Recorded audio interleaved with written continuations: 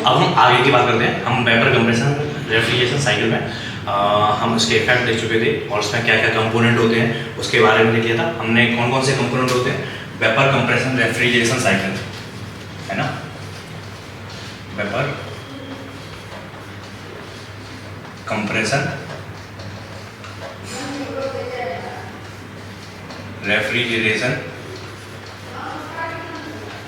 Cycle. तो हमने इस वेपर कंप्रेशन रेफ्रिजरेशन साइकिल में ना हमने चारों प्रोसेस देखी थी। कौन कौन सी होती हैं चार प्रोसेस, कौन कौन सी थी। अगर हम टीएस डायग्राम ड्रॉ करें, कौन सा डायग्राम ड्रॉ कर रहे हैं, टीएस। आपको याद रखना है टी एस डायग्राम है, और दूसरा डायग्राम कौन सा है, पी एच। दोनों पी एच डायग्राम और टी एस डायग्राम कर देना है। तो पी एच डायग्राम हमारा ऐसा बनता है और टी एस डायग्राम हमारा ऐसा बनता है, ठीक है। तो पी एच डायग्राम में क्या होता है, दो कांस्टेंट प्रेशर के होते हैं, एक ये हो गया, ठीक है, हो गया हमारा 1 से 2 तक क्या होता है, आइसेंट्रोपिक कंप्रेशन, ठीक है। 1 से 2 हमारा क्या हो गया, आइसेंट्रोपिक कंप्रेशन।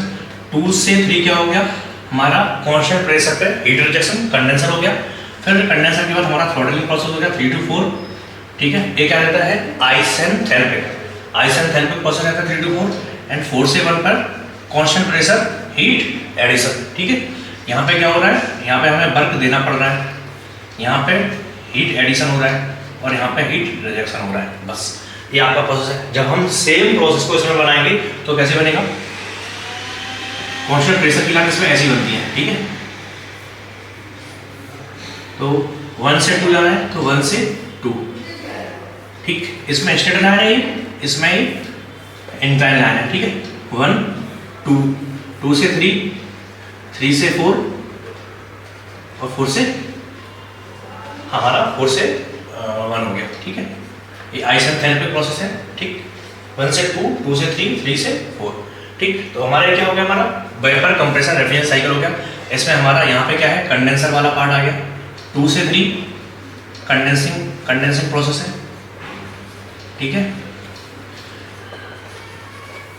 3 से 4 थ्रॉटलिंग,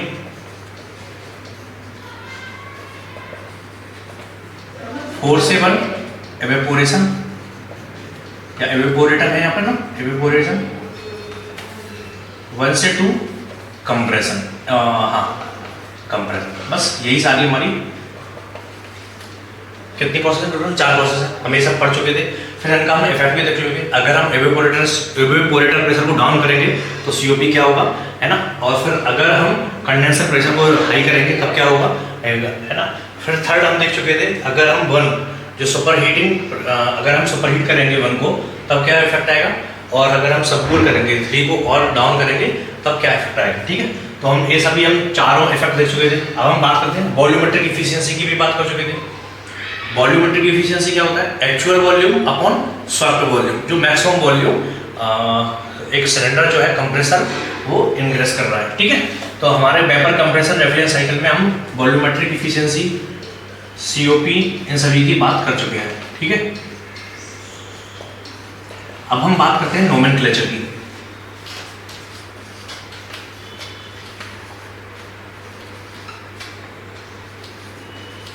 नोमेनक्लेचर की बात करते हैं तो नोमेनक्लेचर कैसे होता है, हम जो भी रेफ्रिजरेंट रहते हैं उनको हम पहले 2 पार्ट में डिवाइड कर देते हैं। रेफ्रिजरेंट, पहला ऑर्गेनिक और दूसरा इनऑर्गेनिक। अगर हम ऑर्गेनिक में बात करें तो सैचुरेटेड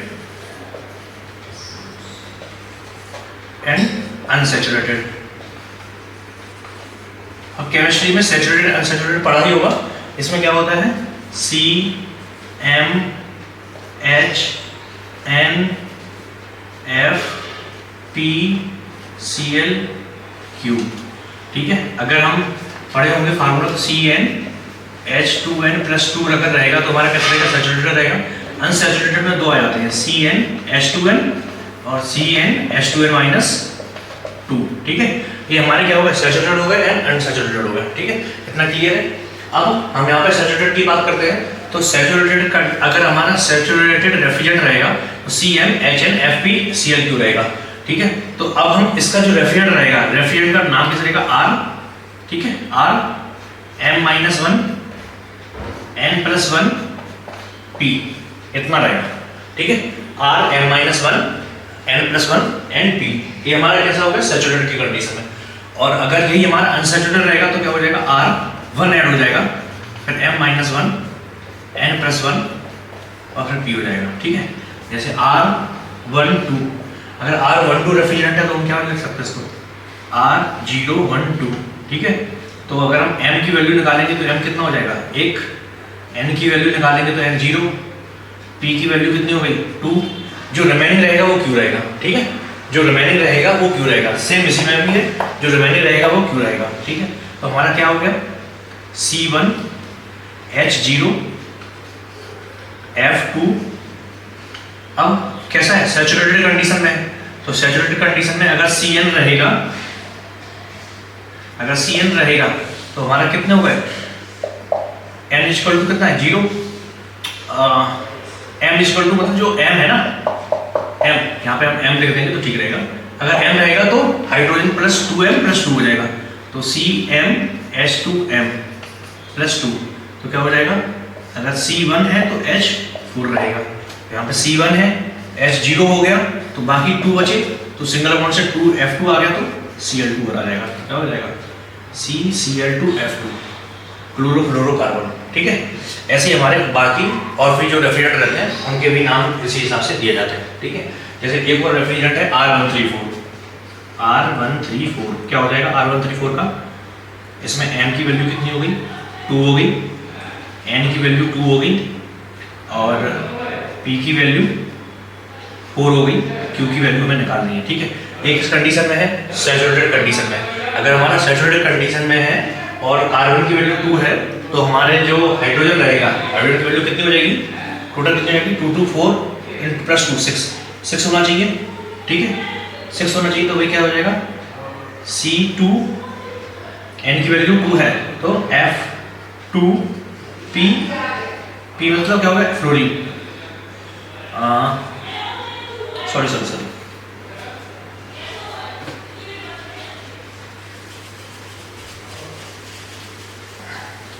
इसको हम देखते हैं तो क्या हो जाएगा, m की वैल्यू कितनी होगी 2 हुई, C2, n की वैल्यू 2 है, n क्या है हाइड्रोजन, C2H2P4 मतलब F4, C2H2F4, ठीक है। ये क्या हो गया हमारा R134। अगर हम इसको देखेंगे तो कितना होना चाहिए, C2 के साथ में हाइड्रोजन कितने होना चाहिए 2 2 4 6 होना चाहिए, 2 और 4, 2 हाइड्रोजन है और 2 फ्लोरीन हो गए, तो C2H2F4 ये हमारा क्या हो गया R134 वाला रेफ्रिजरेंट हो गया, ठीक है।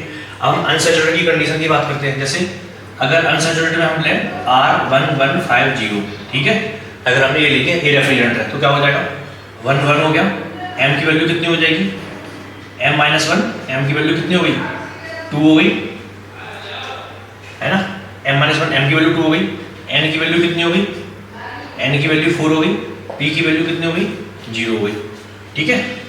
m की वैल्यू 2, n की वैल्यू 4, p की वैल्यू 0, तो हम इसको रेफ्रिजरेंट को निकालेंगे R1150 को तो क्या हो जाएगा Cm C2 hydrogen n C2H4 P0 F0 है, बाकी बचा जो है वो Q है, ठीक है।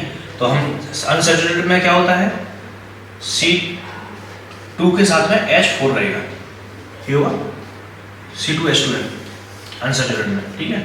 हम इसकी बात नहीं करते, इसकी बात करते CnH2n, तो C2 है तो H4 रहेगा, C2H4 हो गया, यहाँ पे F0 है, Cl कितना जाएगा, Cl कुछ बचे ही नहीं तो 0 हो जाएगा, तो C2H4 हमारा क्या हो गया R1150 हो गया, ठीक है। तो हमारा ये नोमेनक्लेचर हमारा क्लियर हो गया।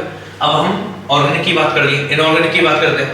इनऑर्गेनिक में क्या रहता है, इनऑर्गेनिक में सिंपल रहता है, जितना भी मॉलिक्यूलर वेट है 700 प्लस मॉलिक्यूलर वेट, और कुछ नहीं करना है। जैसे H2O है, H2O का मॉलिक्यूलर वेट 18, तो क्या हो जाएगा 700 प्लस 18 718। एयर है, एयर का मॉलिक्यूलर वेट कितना है 29 है, तो कितना हो जाएगा 700 प्लस 29, कितना हो जाएगा 729, ठीक। अगर हम NH3 लेते हैं, NH3 कितना हो जाएगा 14 प्लस 3 17, कितना हो जाएगा 700 प्लस 70, क्या हो जाएगा 770। तो ये सभी हमारे क्या हो गए, नॉमेनक्लेचर हो गए। रेफ्रिजरेंट के केस में अगर हमारा ऑर्गेनिक है, इनऑर्गेनिक है, ऑर्गेनिक में क्या हो जाएगा सैचुरेटेड अनसैचुरेटेड हो जाएगा, इनऑर्गेनिक में जो भी मॉलिक्यूलर वेट रहेगा 700 प्लस मॉलिक्यूलर वेट हो जाएगा। तो हम ऐसे इन सभी का नॉमेनक्लेचर हम कर लेंगे, ठीक है।